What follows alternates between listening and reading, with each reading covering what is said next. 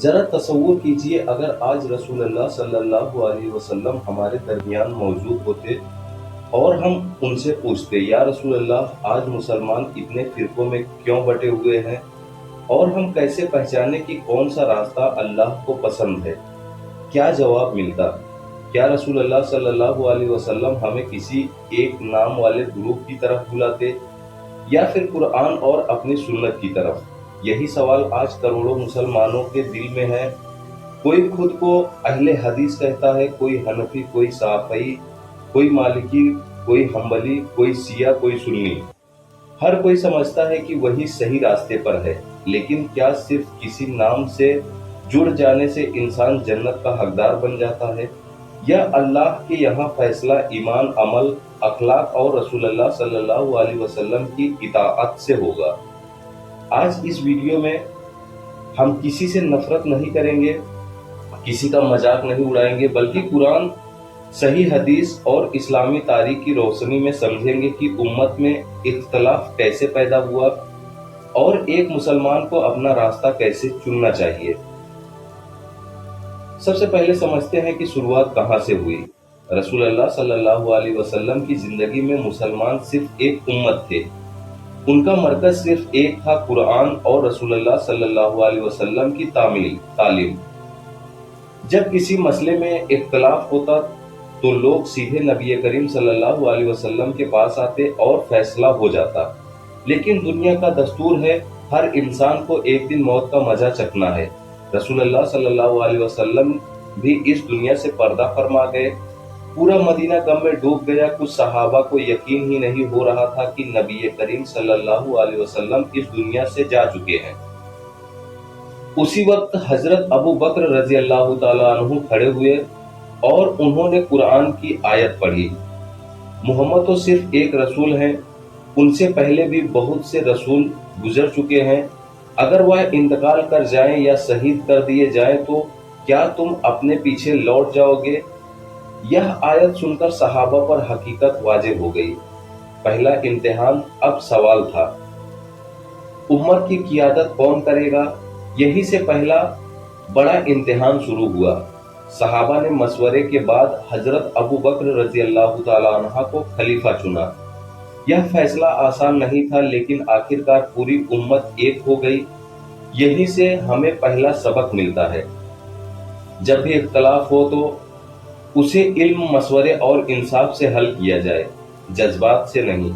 پھر اختلاف کیسے شروع ہوا؟ حضرت ابو بکر، حضرت عمر اور حضرت عثمان رضی اللہ تعالی عنہ کے دور میں اسلام بہت تیزی سے پھیلا، لیکن جیسے جیسے اسلام نئی نئی قوموں تک پہنچا، ویسے ویسے نئے سوال بھی پیدا ہونے لگے۔ ہر نئی قوم اپنی پرانی سوچ اور رواج بھی ساتھ لائی۔ کچھ لوگ صرف علم سیکھنے آئے، لیکن کچھ ایسے بھی تھے جو مسلمانوں کے درمیان پھوٹ ڈالنا چاہتے تھے۔ قرآن پہلے سے ہی آگاہ کر چکا تھا کہ شیطان انسانوں کے بیچ دشمنی پیدا کرے گا، اور یہی ہوا۔ حضرت عثمان رضی اللہ تعالی عنہ کی شہادت اسلامی تاریخ کا سب سے دردناک موڑ آیا۔ جب حضرت عثمان رضی اللہ تعالی عنہ کو شہید کر دیا گیا، یہی سے فتنوں کا دروازہ اور زیادہ کھل گیا۔ مسلمان غم میں تھے، لیکن کچھ لوگوں نے اس غم کو سیاسی لڑائی میں بدل دیا۔ اس کے بعد حضرت علی رضی اللہ تعالی عنہ خلیفہ بنے، مگر حالات بہت نازک تھے۔ یہی سے ایسے اختلاف شروع ہوئے جن کے اثر آج تک محسوس کیے جاتے ہیں۔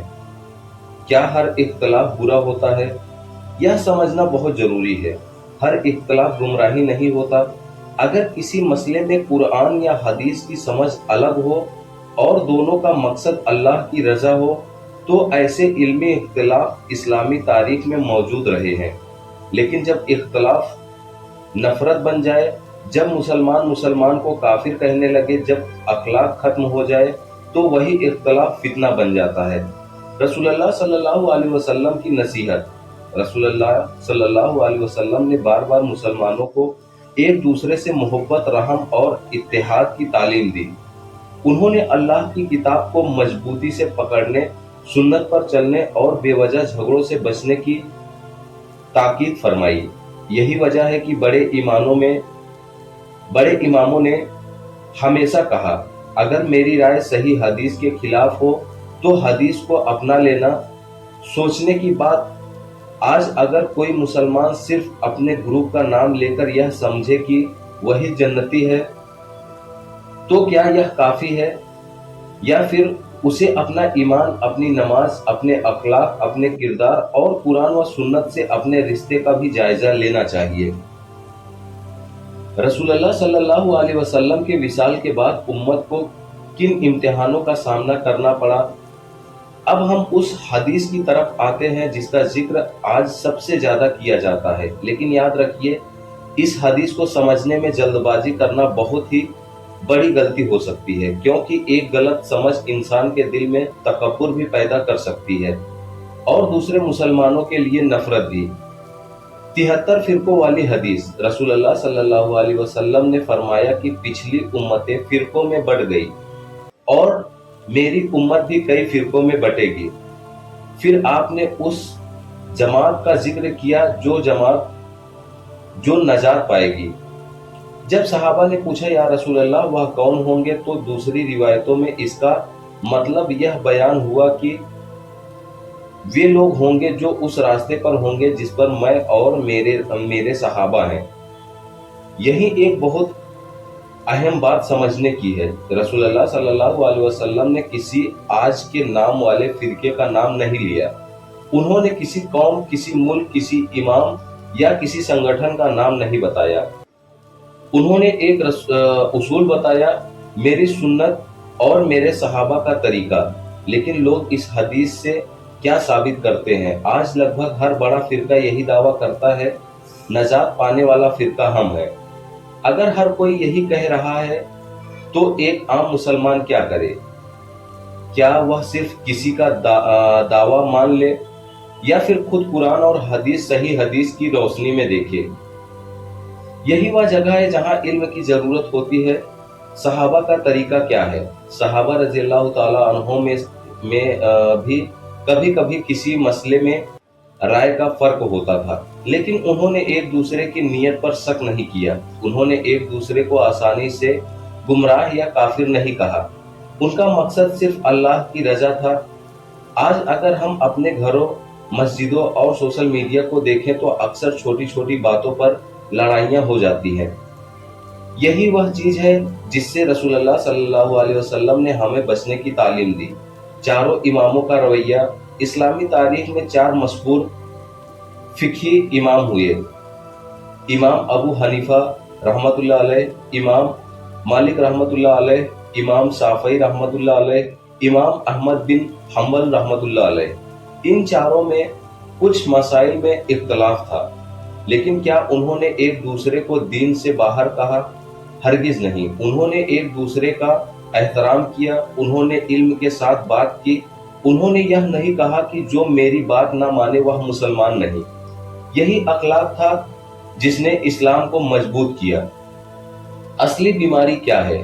فرق ہونا بیماری نہیں، تکبر بیماری ہے، حسد بیماری ہے، دوسرے مسلمانوں کی حقیر سمجھنا بیماری ہے۔ رسول اللہ صلی اللہ علیہ وسلم نے فرمایا کہ جس دل میں رائی کے دانے کے برابر بھی تکبر ہوگا وہ جنت میں داخل نہیں ہوگا جب تک اللہ چاہے۔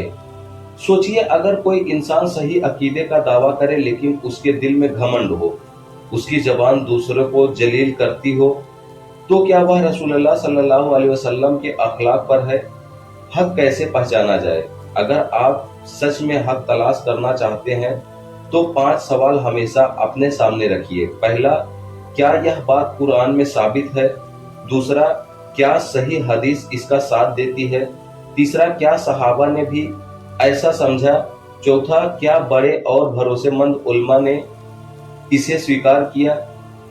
پانچواں، کیا اس سے مسلمانوں میں انصاف، رحمت اور اخلاق پیدا ہوتا ہے؟ اگر کسی بات کا جواب ان اصولوں پر کھرا اترتا ہے تو اس کے صحیح ہونے کی امید زیادہ ہے۔ سب سے بڑا خطرہ آج انٹرنیٹ کا دور ہے۔ ہر شخص ویڈیو بنا کر فتویٰ دے رہا ہے۔ کوئی کہتا ہے صرف ہم صحیح ہیں، دوسرا کہتا ہے باقی سب گمراہ ہیں۔ لیکن ایک سچا مسلمان جلد بازی نہیں کرتا، وہ علم حاصل کرتا ہے، चलिए समझते हैं आखिर वह कौन से वाक़यात थे जिन्होंने उम्मत के अंदर सबसे गहरे इख्तलाफ पैदा किए। यह हिस्सा बेहद नाजुक है, इसलिए हमें तारीख को इंसाफ और अदब के साथ समझना होगा, ना कि नफरत फैलाने के लिए। इस्लामी तारीख का सबसे बड़ा इम्तिहान हजरत उस्मान रजी अल्लाह ताला अन्हा की शहादत के बाद पूरी उम्मत सदमे में थी। यह सिर्फ एक खलीफा की शहादत नहीं थी, बल्कि एक ऐसे दौर का आगाज था जहां फितने खुलकर सामने आने लगे। कुछ लोग इंसाफ चाहते थे, कुछ जल्द कार्रवाई चाहते थे, और कुछ ऐसे भी थे जो इस हालात का फायदा उठाकर मुसलमानों में फूट डालना चाहते थे। यहीं से सियासत, जज्बात और इज्तिहाद एक दूसरे से टकराने लगे। हजरत अली रजी अल्लाह ताला अन्हा का दौर, जब हजरत अली रजी अल्लाह ताला अन्हा खलीफा बने, तब हालात पहले से ही बहुत मुश्किल थे। उनके सामने सबसे बड़ा सवाल था, पहले मुल्क में अमन कायम किया जाए या पहले कातिलों को सजा दी जाए। दूसरे बड़े सहाबा की राय कुछ मामलों में अलग थी, लेकिन याद रखिए यह इख्तलाफ दीन की बुनियाद पर नहीं था, यह हालात को संभालने के तरीके पर था। इसलिए अहले सुन्नत के बड़े उल्मा यह बताते हैं कि इन मामलों में शामिल सहाबा के बारे में अदब से बात करनी चाहिए और उनकी नीयत पर फैसला नहीं करना चाहिए। जंगे जमल और सिफीन, तारीख में दो बड़ी लड़ाइयां हुई, जंगे जमल और जंगे सिफीन। ये दोनों वाक़यात उम्मत के लिए बेहद दर्दनाक थे, क्योंकि पहली बार मुसलमान एक दूसरे के सामने खड़े थे। आज भी इन घटनाओं का जिक्र करते समय बहुत एहतियात की जरूरत है, क्योंकि हमारा मकसद किसी सहाबी की तौहीन करना नहीं, बल्कि इतिहास से सबक लेना है। खवारिज का ज़ुहूर, इन्हीं हालात में एक नया गिरोह सामने आया। उन्होंने कहा, जो हमारी बात से इत्तफाक ना करे वह गुमराह है। धीरे धीरे उन्होंने बड़े बड़े सहाबा तक को निशाना बनाना शुरू कर दिया। उन्होंने दीन को इतनी सख्ती से पेश किया कि रहमत और हिकमत पीछे छूट गई। यही वह सोच थी जिससे बाद के उल्मा ने मुसलमानों को बार बार आगाह किया। दीन में गुलू यानी कि हद से बढ़ जाना भी गुमराही का सबब बन सकता है। दूसरी तरफ क्या हुआ? दूसरी तरफ कुछ लोगों ने अहले बैत की मोहब्बत में ऐसी बातें कहना शुरू कर दी जो शुरुआती इस्लामी तालीम से आगे बढ़ गई। इस्लाम हमें अहले बैत से मोहब्बत करना सिखाता है। इसी तरह सहाबा से भी मोहब्बत और एहतराम की तालीम देता है। मगर जब मोहब्बत या मुखालफत हद से आगे निकल जाए तो इख्तलाफ और गहरा हो जाता है। क्या हर इख्तलाफ अकीदे का होता है? नहीं। यह बात समझना बहुत जरूरी है। इस्लामी तारीख में कई इख्तलाफ ऐसे रहे जो फिक्र, इज्तिहाद या हालात के बारे में थे। बाद में कुछ इख्तलाफ अकीदे तक भी पहुंचे। इसलिए हर मसले को एक जैसा समझना सही नहीं। हमें क्या सीखना चाहिए? अगर सहाबा जैसी महान जमात भी मुश्किल हालात से गुजरी, तो आज हमारे लिए कितना जरूरी है कि हम इल्म हासिल करें, जल्दबाजी में फैसला ना करें, किसी मुसलमान पर आसानी से कुफ्र या गुमराही का हुक्म ना लगाएं, कुरान और सही सुन्नत को अपनी कसौटी बनाएं। आज का दौर, आज सोशल मीडिया ने हर इंसान को मुफ्ती बना दिया। छोटी सी क्लिप देखकर लोग दूसरे मुसलमानों पर फैसले सुना देते हैं। लेकिन याद रखिए, इल्म सिर्फ सुन लेने का नाम नहीं, इल्म के साथ अदब, सब्र और इंसाफ भी जरूरी है। अगर इल्म इंसान को मुतवाज़े ना बनाए तो वह इल्म नहीं, सिर्फ जानकारी रह जाती है। दिल से एक सवाल, अगर कयामत के दिन अल्लाह हमसे पूछे तुमने मेरे कुरान को कितना समझा, तो हमारा जवाब क्या होगा? अगर पूछा जाए तुमने मेरे नबी सल्लल्लाहु अलैहि वसल्लम के अखलाक को कितना अपनाया, तो हम सिर्फ अपने फिरके का नाम पेश करेंगे या अपने अमल भी दिखा पाएंगे? यही वह सवाल है जो हर मुसलमान को खुद से पूछना चाहिए।